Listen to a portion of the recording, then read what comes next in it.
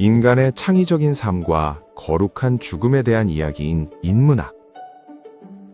몇 년째 이상한 풍경이 이어지고 있습니다.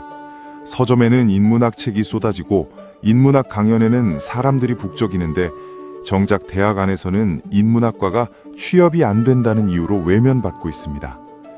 사람들은 인문학을 걱정하면서도 인문학에서 위로와 생각거리를 찾습니다. 이 모순된 장면 자체가 어쩌면 인간이라는 존재의 복잡한 무늬를 잘 보여주는지도 모릅니다. 인문이라는 말은 그대로 사람의 무늬입니다. 인문학은 언어, 문학, 역사, 철학을 아우르는 학문이지요. 아주 먼 옛날부터 인류는 하늘의 무늬, 천문과 강과 땅의 무늬, 지리를 따라 별자리를 읽고 정착지를 고르고 길을 내며 세계를 넓혀왔습니다. 하늘과 땅의 무늬를 읽어내는 과정에서 수학이 자라났다면 인간의 무늬를 찬찬히 들여다보는 과정에서 자라난 학문이 바로 인문학입니다. 인문학은 창의적인 삶과 거룩한 죽음에 대한 이야기이면서 인간이 일상 속에 남긴 무늬를 이해하기 위한 학문적 토대입니다. 사람은 혼자서는 자신의 존재를 확인하기 쉽지 않습니다. 다른 사람과 부딪히고 기대고 사랑하고 미워하는 사이에 나는 누구인가라는 질문이 조금씩 모습을 드러냅니다. 그래서 인간관계에서 가장 중요한 덕목도 결국 사랑이라는 한 단어로 모여듭니다. 예수는 사랑을, 석가모니는 자비를, 공자는 인을 강조했습니다. 부모와 자식, 부부, 친구와 이웃 사이의 사랑을 통해 인류는 생명의 씨앗을 이어왔습니다. 인문학이 비추는 이 사랑은 우리가 살아가는 궁극적인 목표를 보여주기도 하고 사랑이 사라질 때 사람과 사회가 얼마나 쉽게 무너지는지도 드러내줍니다. 그런데 사랑도 공부를 해야 더 잘할 수 있습니다. 누군가를 사랑하려면 먼저 그 사람에게 관심을 가져야 합니다. 또 우리보다 앞서 살았던 사람들이 어떤 창의적인 삶을 살았고 그 삶의 끝을 어떻게 받아들였는지를 아는 일도 필요합니다. 인문학은 문학과 예술, 전기와 같은 이야기들을 통해 그들의 기쁨과 두려움, 선택과 후회를 우리 앞에 펼쳐놓습니다. 이런 이야기들을 제대로 배우지 못하면 다른 사람과의 관계에서 행복을 찾는 일도 서툴 수밖에 없습니다. 이것이 인문학이 지닌 큰 쓸모 가운데 하나입니다. 인문학은 역사도 중요하게 여깁니다. 역사 공부는 먼저 살았던 사람들의 지혜와 실수를 함께 배우는 과정입니다. 과거의 선택과 그 결과를 살펴보면 현재 문제가 어디에서 비롯됐는지 이해할 수 있고 비슷한 장면이 반복될 때 어떤 결과가 뒤따를지 예측할 힘도 조금씩 길러집니다. 마치 복잡한 수식 속에서 변수 x를 하나씩 찾아내듯 역사 속에서 반복되는 인과관계를 찾아냅니다. 생각하는 힘을 키우는 철학도 빼놓을 수 없습니다. 철학은 우리에게 정의란 무엇인가, 사랑이란 무엇인가, 어떻게 살아야 하는가, 좋은 죽음이란 무엇인가, 진리라는 것은 정말 존재하는가와 같은 질문을 던집니다. 수학처럼 공리와 논리를 세워 깔끔한 답을 구할 수 있는 문제도 있지만 철학에서 다루는 질문 대부분은 한 줄의 공식으로 정리하기 어렵습니다. 그래도 인간이라면 결코 외면할 수 없는 질문이기에 우리는 계속해서 이 물음들 곁을 맴돕니다. 위대한 지성인들이 어떤 생각을 품고 어떻게 살아가며 자신의 마지막을 어떻게 마주했는지를 알게 되면 우리도 그동안 미뤄두었던 질문들 앞에 잠시 발걸음을 멈추게 됩니다. 그 순간 세상을 조금 더 높은 차원에서 바라보는 시야가 열립니다. 높은 차원에서 세상을 본다는 것은 수학을 공부할 때도 큰 도움이 됩니다.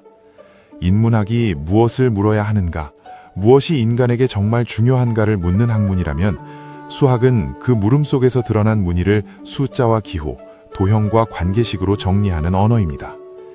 눈으로 보고 손으로 만질 수 있는 것이라면 우리는 거기에 이름을 붙이고 분류할 수 있습니다. 하지만 형태를 가진 생명체조차 보이지 않는 힘과 법칙에 따라 온전한 모습을 유지합니다. 게다가 생성과 소멸이 동시에 일어나는 자연에서 안정된 패턴을 찾아내는 일은 결코 쉽지 않습니다. 이 복잡한 세계를 해석하려면 눈앞의 자연을 몸으로 체득하는 경험만으로는 부족합니다. 독서를 통해 인문학적 소양이 쌓여 있을 때에야 수학이 밝혀낸 자연의 무늬와 인간이 남긴 삶의 무늬를 함께 겹쳐볼 수 있습니다. 자연의 무늬를 읽는 언어가 수학이라면 인간의 무늬를 따라가는 이야기가 인문학입니다. 수학이 우리에게 더 멀리 보고 더 정확히 계산하는 힘을 준다면 인문학은 우리가 어디로 가야 하는지, 무엇을 잃지 말아야 하는지를 되묻게 합니다. 우리가 어떤 삶을 창조하고 어떤 죽음을 준비하며 서로의 행복을 어디까지 책임질 것인가? 이 오래된 물음 앞에서 인문학은 여전히 우리 곁을 떠나지 않습니다.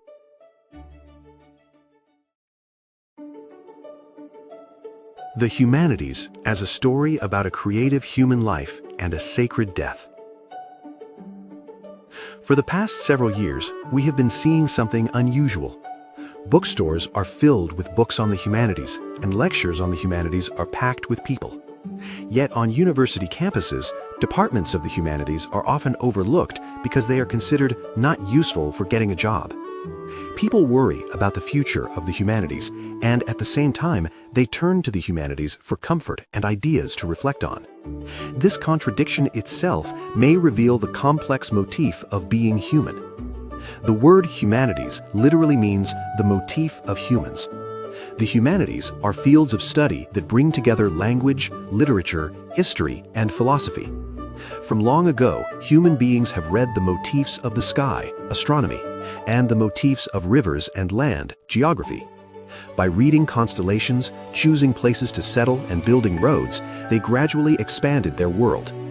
If mathematics grew from the process of reading the motifs of the sky and the earth, then the humanities grew from the careful observation of the human motif. The humanities tell stories about a creative life and a sacred death. They also form the academic foundation for understanding the motifs humans leave behind in everyday life. People do not easily recognize their own existence when they are completely alone. As they collide with others, lean on them, love them, and sometimes hate them, the question, "Who am I?" slowly begins to take shape. That is why the most important value in human relationships eventually comes down to a single word: love. Jesus emphasized love, the Buddha emphasized compassion, and Confucius emphasized benevolence. Through love between parents and children, husbands and wives, friends and neighbors, humanity has continued the seed of life. The love illuminated by the humanities shows us the ultimate purpose of our lives, and also reveals how easily people and societies fall apart when love disappears.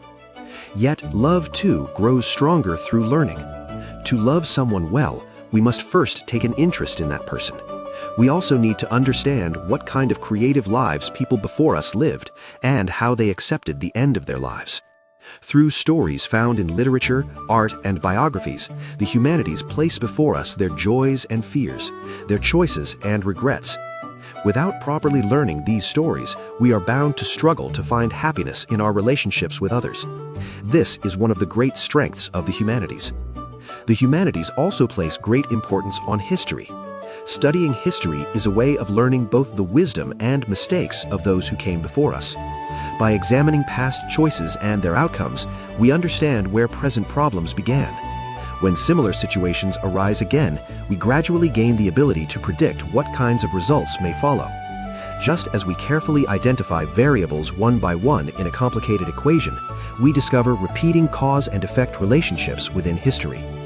Philosophy, which nurtures the power to think, is also essential. Philosophy asks questions such as, what is justice? What is love? How should we live? What is a good death? And does something called truth really exist?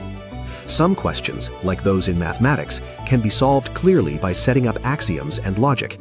However, most philosophical questions are not easily reduced to a single formula. Still, because these are questions no human can truly ignore, we continue to return to them again and again. When we learn what great thinkers thought about, how they lived, and how they faced their final moments, we too pause before questions we have long put off. In that moment, our perspective widens, allowing us to see the world from a higher level. Seeing the world from a higher level also helps us when we study mathematics. If the humanities are the discipline that asks, what should we ask, and what truly matters to human beings, then mathematics is the language that organizes the motifs revealed by those questions into numbers and symbols, shapes, and relationships. If something can be seen with our eyes and touched with our hands, we can give it a name and place it into a category. However, even living beings with clear forms maintain their shape according to invisible forces and laws. In nature, where creation and extinction occur at the same time, finding a stable pattern is never easy. To understand this complex world, experience alone is not enough. Only when we build humanistic knowledge through reading can we place side by side the motifs of nature revealed by mathematics and the motifs of life left behind by humans.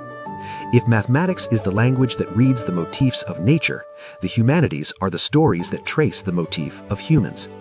Mathematics gives us the power to see farther and calculate more precisely, while the humanities ask us where we should go and what we must not lose. What kind of life will we create? What kind of death will we prepare for? And how far will we take responsibility for one another's happiness? Before these ancient questions, the humanities still remain by our side.